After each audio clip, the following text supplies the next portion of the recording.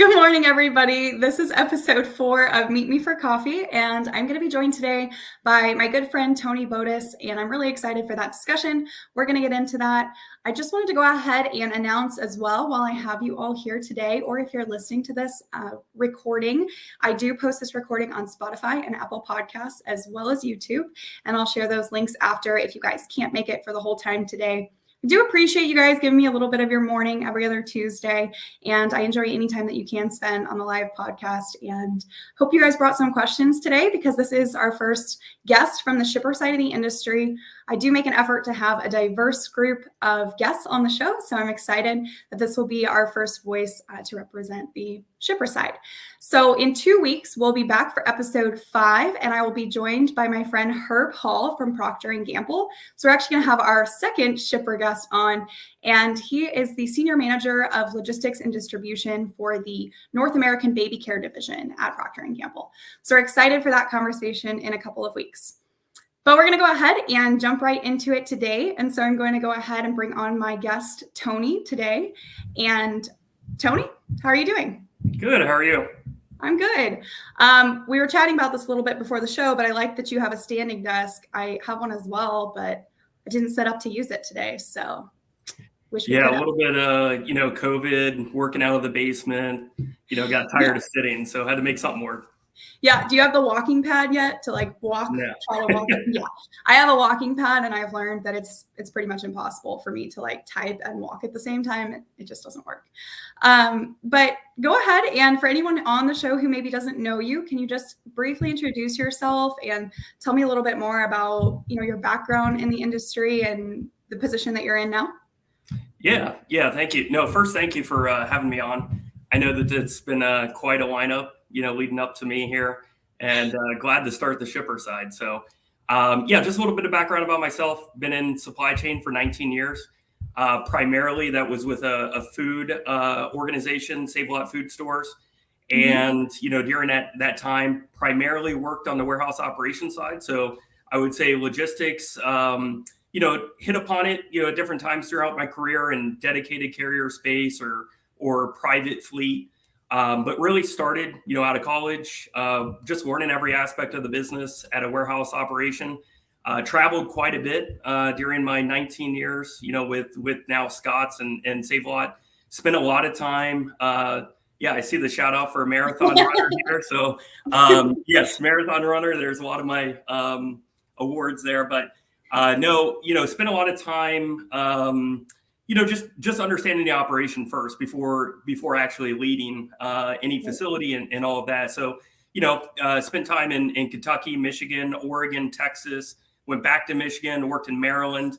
Our company was bought out by a private equity firm. So I moved over to our St. Louis corporate office, and in that capacity led as a vice president of operations, leading our supply chain network. And so was looking for a change, came over to Scott's. And been with Scott's for the last 3 years, and it's been a wild ride for my career, so to speak. Yeah, I bet. I think one of the things I love so much about your background is how diverse it is, because you've done the manufacturing, you've done distribution, you've done warehousing, and also the industry, because you've experienced private equity, you've experienced private label, you've experienced food, you were in CPG. So it's really cool. It's a great mix of different backgrounds to kind of lend to the expertise that you have now. You've also had quite a journey. You've moved a lot, you took a lot of different roles, you kind of just weren't afraid to step into the next thing. Before we get into other conversations today, what advice would you give to a young professional coming into the shipper side of the industry? And I'll say one thing about that too. College, supply chain and logistics, is becoming a lot more popular as an actual focus area of study in universities. But what that predominantly prepares you for is to be on the shipper side of the space. There's no class in college for freight brokerage or, asset fleet optimization. So usually when we see these people get interested in supply chain, it's to enter into the same side of the industry that you've spent time in. So as all these people are going to be coming into the talent market, what's some advice you would give to them as they start their career? Yeah, it's a good question. Coming out of college, I was a logistics major, and you were one of the few. I was one of the few. So, honestly, I think it was the first year that Ohio State had a logistics program that I started. And so, yeah, I came into the business. Honestly, on day one, I was working sanitation, and so that was the first job that we had. And at the time, I had a vice president, John Likens, that came through the building, and he came up to me and he said, "Hey, what do you want to do? Where do you want to be?" And I said, "Honestly, I want your job at some point." And so, that's really the advice that I have for everybody is no different. It's kind of cliche to say, I'm going to set goals, personal goals or goals for my career. But at an early age, I would say I'd set goals, and I really wanted to be the vice president of operations on day one. And so for all those young professionals out there, what do you aspire to be? Where does that northern light be? And that's not just the next position. That's 15 to 20 years down the road. Like, what do you want to be when you grow up, so to speak? And, never turn down an opportunity. I think it's important that, the organization is looking at you to come in and make an impact.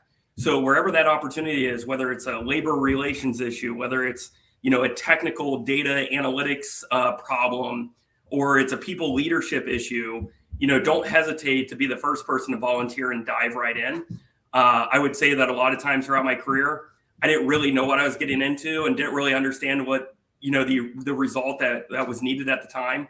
Right. But I would say grit, determination, all of that really, drives that. I actually have a quote this morning. I was watching a video as I was working out. It said, courage is not an absence of fear. It's an attitude and a mindset of the heart. And I truly believe that you have to have courage as a young professional and step into something that's unknown. Be willing to divert off your plan and, still have that end goal in mind. Yeah. I love that. And that a lot of that resonates with me as I've, changed some roles recently and stepped into new challenges. So that's great advice. And I appreciate that. And I hope anyone, even if you're not just coming out of college, if you're still in, your career, like focusing on those goals and what your next steps are. Melissa says, go Bucks, but I'm not going to get Tony started on sports today because it'll derail this whole conversation. So we're going to go ahead and jump into it. We have some good topics of discussion today. And so I'm familiar with you and the team dynamic that you've built within Scott's Miracle-Gro. You guys have a phenomenal team, but something that is talked about a lot in our industry right now. And a lot of times people talk about it because of companies' inability to have it.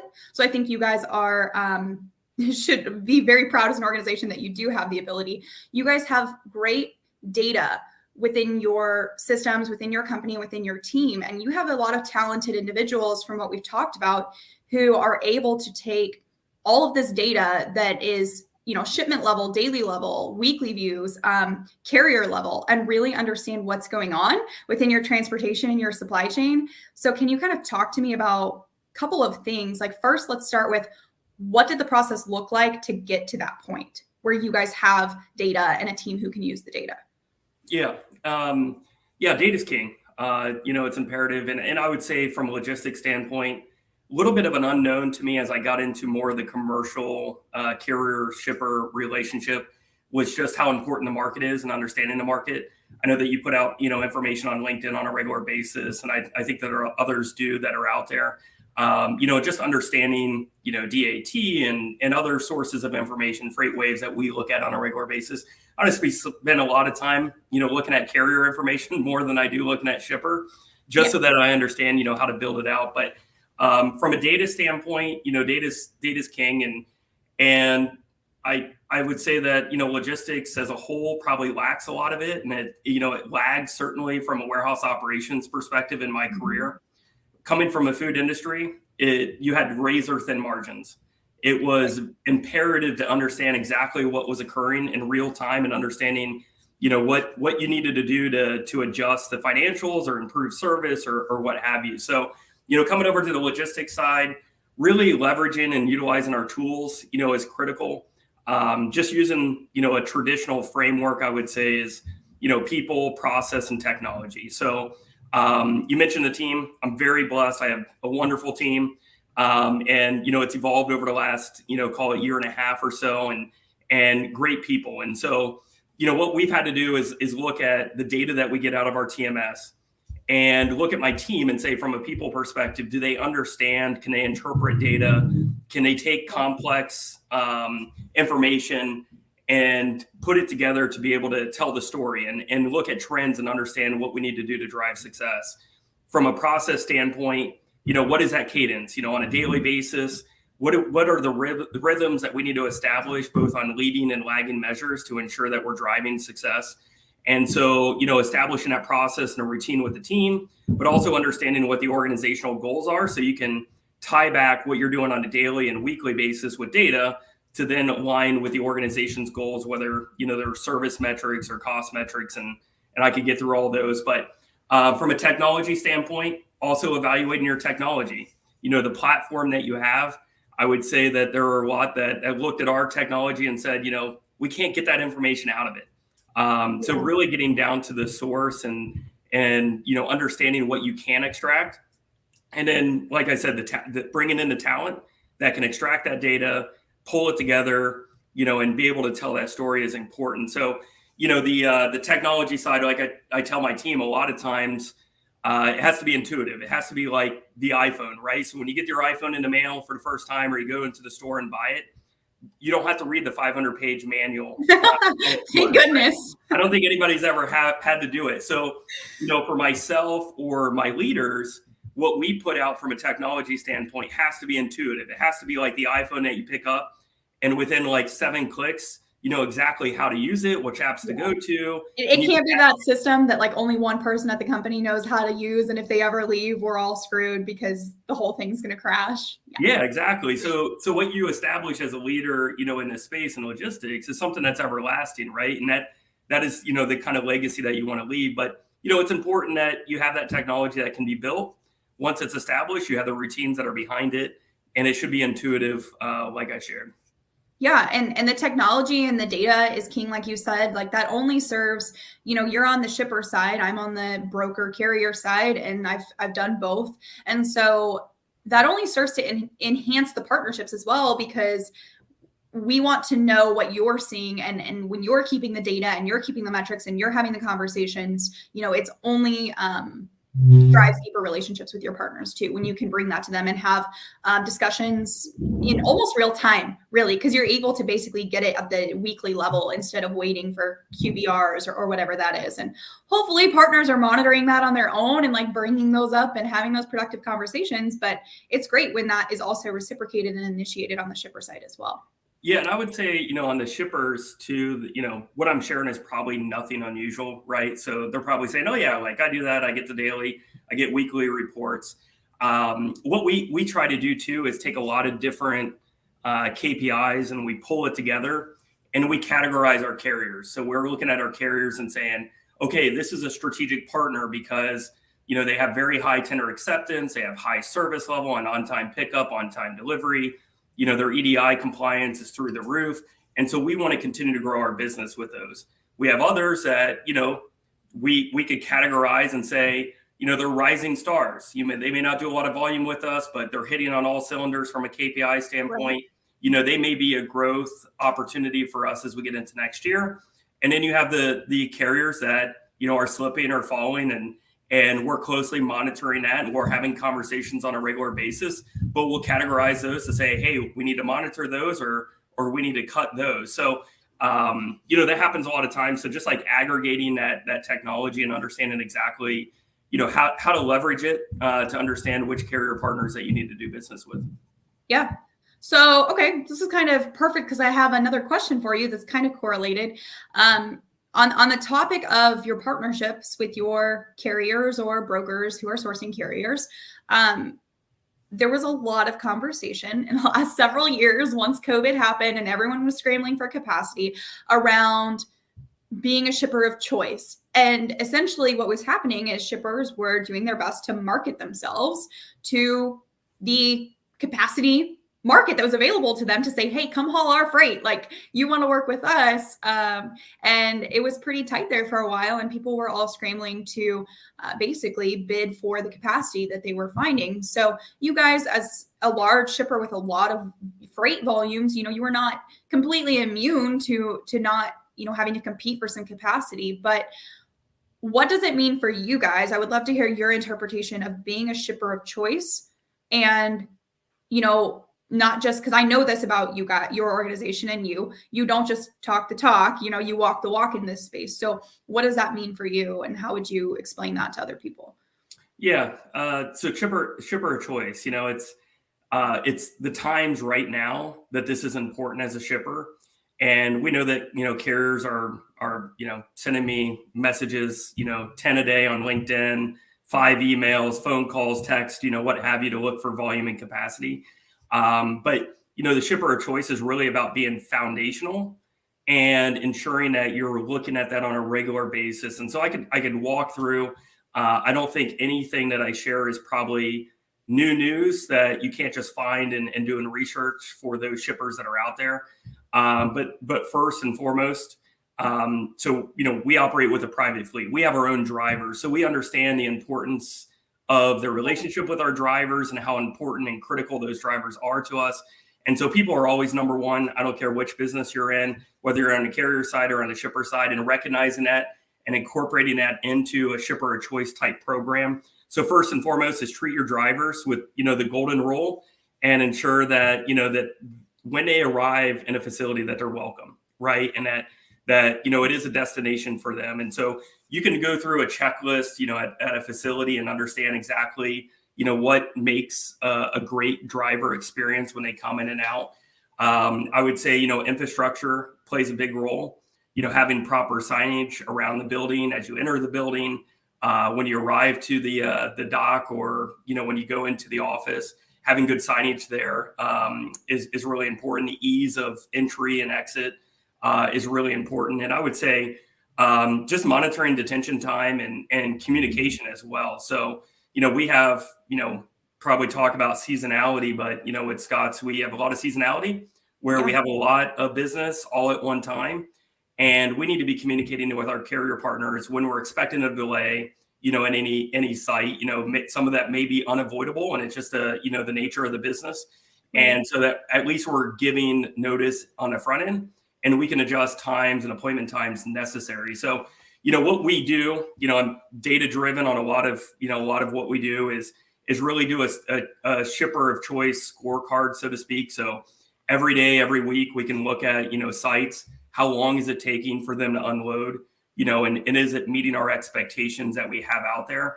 And so, that, is always good to understand that across. Do you find that there's good participation? Is that like people choose to provide back that information, or is that somehow also tracked by like in-out times on in your systems? Yeah. So it's done through our warehouse management system. So we get to see exactly, timestamp. So, when is that driver arrive to when does that driver leave? We're looking at averages over the course of the day. And then we have a scorecard that's established for each site, and that aggregates, and then we can understand exactly if there are any exceptions out there. If there's exceptions, then we need to address, a site or two or what have you. And we'll do that on a daily basis as we get into peak season and ensure that, we're meeting that expectation. To your point on like the qualitative feedback, we have QR codes at every one of our shipping sites. Okay. We're encouraging participation from our carriers and trying to reinforce that. Use the QR code. It's more of that qualitative feedback. So, was the office clerk, professional in her approach? Was the paperwork accurate, and things of that nature that we may not be able to see from a system standpoint, where the facility's clean, things of that nature. And so, we combine that, quantitative appointment schedule and adherence there to, the qualitative, which is more, how did the facility look? How was that driver experience when they arrived? Yeah. I would say that this all, like a conversation like this all just sounds common sense, because it kind of is. Like, we're not getting too complicated with it, but yet I know, like, from experience, that this is, you guys would be in the minority of people who put this much thought and effort into these types of things. And so I also like what you said. I'm going to circle all the way back. Right at the beginning, you touched on it, but you said that this is an important time to be focused on this, because nobody's out there advertising their shipper of choice program anymore, because the market has changed. But we all know that this is a cyclical, repetitive market. And so we're going to start seeing people talking about being a shipper of choice and all the great things that they have again once capacity gets tighter. But while it's loose, it kind of goes to the back burner, and it is what it is. So I think you guys take an amazing approach by keeping that consistent year round. Yeah, and effort if you're a put into shipper that. that care about your people, you're going to do this all the time, and whether it's employees that are, reporting to you or, reporting to another organization, it's just the right thing to do, at the end of the day. Yeah.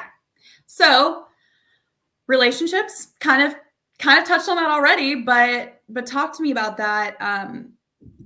I think it's, I won't say a buzzword, but maybe a buzzword here lately is people talking about relationships and partnerships and collaboration. And we talk about it a lot in our industry, but then we also are notorious for having maybe sometimes some of the worst communication and collaboration amongst the different participants in this industry. So, just kind of talk to me about partnerships in the industry, because you spent time on the warehousing and distribution side, and I'm sure there's partnerships there. But then when you come into transportation and logistics, and now we're doing trucking, there's a lot of partnerships there to manage. And there's a lot of potential partners out there and people that are going to try to solicit, and partnerships that have been around for 25 years. So just what do you think about relationships and partnerships in your side of the industry? Yeah, it's critical for our success. I mean, I can't say enough about relationship. I mean, although very data driven, I think the relationship is probably more important from that standpoint. We want to work with carriers that have integrity, trust, and really are motivated to drive results and have a win-win. I mean, the carriers need to be profitable. We need to be profitable. And so, we need to talk on a regular basis. And so, we have a structured communication, that we follow, and that is, like your typical monthly business reviews. We talk a lot about, the tactics of performance and execution during that time. And on a quarterly, it's more strategic. And how do you grow that partnership or address any major concerns? It's sort of like a marriage, right? You have pain points that are out there that you need to sit down and talk through, and like the time of talking through those could, create some undue stress and pressure. But I would say that, we're finding a lot of carriers are diversifying their portfolio, some that are in the brokering space are looking at assets to kind of balance what's going on in the market, and vice versa. A lot of carriers have technology platforms as well. And so during those times that you're talking about relationships and how do you work together, we're also, open ears about, what is out there from an industry standpoint, and looking at, how do we partner in different ways with those carriers that we have. So yeah, I mean, relationships are very important in this business. Like I said, we have meetings all the time, but also text, it's not unusual to text a lot of our partners, whether it be about sports or other things throughout the course of the week. And so, the line of communication, I would say, just has to be open. It has to be open in a lot of different ways and structured ways, and just kind of fluid as the week progresses. Yeah, absolutely. And, I would say that something I think people struggle with in this industry is having good relationships, but also, being okay with accepting like that this is business. We are doing business together. We want to make sure that both sides are doing business correctly. But then people struggle to find that middle ground of like business is business and people are people, right? So kind of blending that, while you guys have the data, that means it kind of, by using data, you can kind of take a lot of emotion out of a relationship, because the facts are the facts, and it allows you to just come together and collaborate and have an honest conversation around what's going on. And it doesn't have to be, allegations or anything like that. Like it's all right there. So I would say, I would kind of tie the 2 points together and just say that your guys' data approach allows you to have those enhanced partnerships, and it enhances the trust and the integrity from both sides of the table when you guys are having those discussions. Yep, absolutely. Cool. Well, it's no secret that obviously everyone knows what your products are, and we all know that there is some type of seasonality to them because of when we use them. And so, if I remember correctly, this is about the time where, we're done with Christmas. Everybody's like clearancing out all the Christmas stuff, and depending on where you live, you could be rolling into like spring season pretty soon. So talk to me about the challenges of managing a seasonal supply chain, like a supply chain that's highly affected by seasonality of the products that it produces. Yeah, it's much different than my past. In the food industry, you have seasonality, based on holidays and your summer months, but they're not to the extremes of what I'm facing now. So you have a pretty big peak with the current organization that we're in, and so it's a lot about planning and then execution. So again, some of the common sense rules, right? So we're spending about 80% of our time planning for peak season and 20% of our time executing. I think my team would argue that they spend a lot more time on the execution side during heavy peak, but a lot of it is planning. And so, on the logistics side for us, we do an annual RFP. And during that annual RFP, that's obviously when we're providing our awards. The important thing that I've learned, I would say, over the last year of being in this role is how crucial that planning is. And what planning, in this space is really about providing forecast. And those forecasts will be directional. We have town halls that we're carrying with our carriers. We're trying to provide them some volume expectations that are upcoming. And that's, essentially what we can share. We do know that, the accuracy of that forecast can be challenging at the beginning of the year during an RFP. So these quarterly reviews during the town hall to get a little bit more precise. And then on a monthly basis, then we're providing them more of an update, as far as that's concerned. And then a lot of times especially on the LTL side, we're given a week notice to say, hey, here's what's upcoming next week. And I would say it's fairly accurate, for us. And so, for me, that seasonality, we're doing that annual RFP during non-peak time so we can dedicate a lot of time to prepare for that.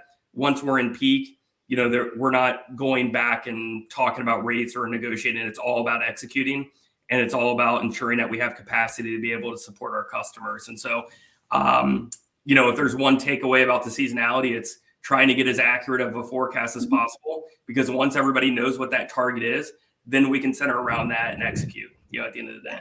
Which requires cross-departmental collaboration. So it's a lot easier said than done in that sense, actually. That takes the whole organization to try to work on that. But I would say, being on the carrier broker side, I have seen RFPs from multiple different companies who have seasonal products. And sometimes it's like, hey, here's 12-month data set, and then here's our peak when approximately this % of the volume hits, and they just give like a month range, and we just have it's an Excel file of all the shipments that went in a whole year.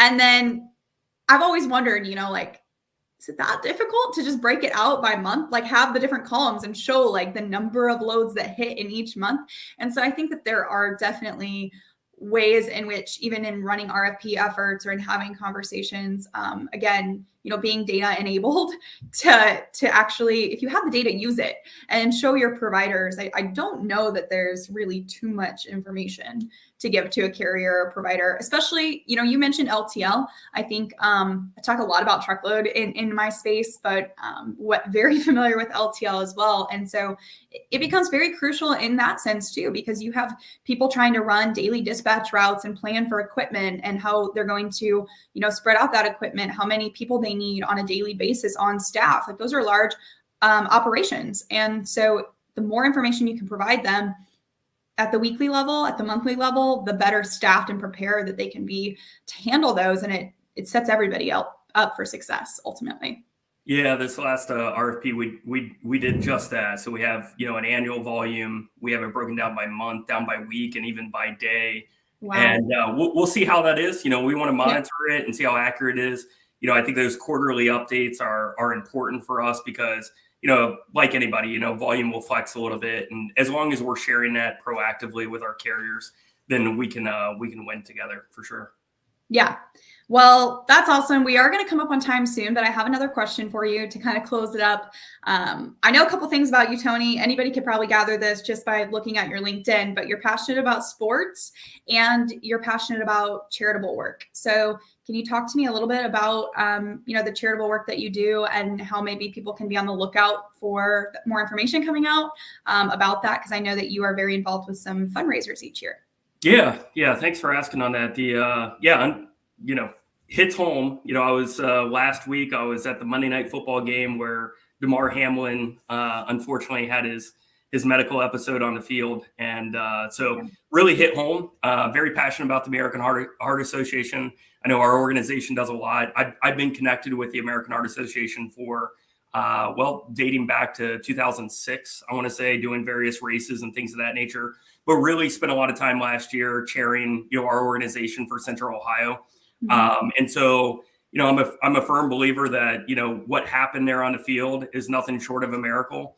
And a lot of that, for his recovery was the ability for, individuals to understand CPR immediately, be trained in being able to do that, have the AED available, and the American Heart Association certainly does a lot in that space. And so, I was personally impacted. I lost my father in college, and so it's definitely changed my perspective and what I need to do for my kids and family, moving forward. And so, but yeah, there's probably a lot more to come. I'll post a lot on LinkedIn over the next year or so, but very, very passionate about that organization and what they do for the community. Yeah, that's awesome. So if you guys are following Tony, be on the lookout for his next fundraiser for the American Heart Association. It's always fun. I think you do a great job. You guys do a great job of sponsoring those and helping people to feel connected and involved with the mission that you're supporting there. So looking forward to that again this year. And we are at time. So I want to thank everybody so much for joining us today. If you're watching this live, and if you want to rewatch this or you want to share it, it will be available on Apple and Spotify, as well as YouTube. So with that said, Tony, thank you so much for joining us today. And we hope you guys all have a great day.